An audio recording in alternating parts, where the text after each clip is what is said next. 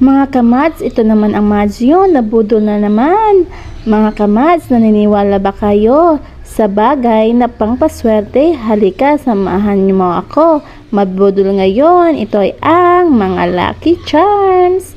Ito mga kamads ay tinatawag nilang Ruby Reed String and Lucky Reed String Bracelet. Ito daw mga kamads ay nag-a-attract ng positive energy, abundance, wealth, prosperity at pera. Oh, gusto mo yan, di ba? Basta makakarinig ka ng pera. Pero nasa sa atin naman yan mga kamads, kung maniniwala ka ba or hindi. Syempre, di mo naman yan makukuha kung di mo sasamahan ng gawa.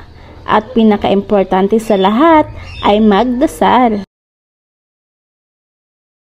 O mga kamads, kung interesado ka sa lucky charm na ito, alam mo na kung saan to mabibili. Kung nakita mo tong video na to dito sa Blue App, i-click mo lang ang link at madidiretso ka na sa shop na binibilhan ko. At kung nakita mo naman tong video na to sa Black App, syempre, nandyan lang yan sa yellow bag. Mga kamads, happy shopping! Thank you for watching!